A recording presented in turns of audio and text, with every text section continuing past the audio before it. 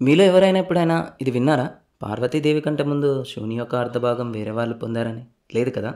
అయితే ఇప్పుడు ఈ ఎపిసోడ్లో మనం తెలుసుకుందాం. Let's start our episode. Hi guys, welcome to mytho king. శివుని యొక్క అవతారాలు 19. అందులో లీలామూర్తులలో 11వ మూర్తియే హరిహరమూర్తి. శివుని యొక్క శరీరంలో సగభాగాన్ని శ్రీ మహావిష్ణువు స్వీకరించారు. ఆ పరమశివుణ్ణి ప్రసన్నుణ్ణి చేసుకొని శరీరంలో సగభాగమును స్వీకరించిన మూర్తినే హరిహరమూర్తి అంటున్నాం.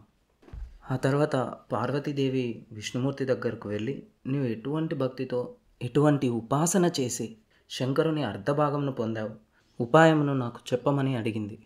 అప్పుడు శ్రీ మహావిష్ణువు పార్వతీదేవికి ఉపదేశం చేశాడు. ఆ ఉపదేశమే శివస్తోత్తరణ, శతనామ స్తోత్తరణ. ఈ శివస్తోత్తరణ, శతనామ స్తోత్తరణ ఆధారంగా చేసుకొని పార్వతీదేవి శంకరుని శరీరంలో అర్ధభాగం పొందింది. అదే 14వ స్వరూపం. ఆ స్వరూపాన్నే అర్ధనాదీశ్వర స్వరూపం అంటున్నాం మనం. అయితే పార్వతీదేవి ఎందుకు శివుని అర్ధభాగం పొందాలనుకుంది? శివస్తోత్తరణ, శతనామ స్తోత్తరణము చేయడం వల్ల మనకు ఏ విధంగా ఉపయోగం ఉంటుంది?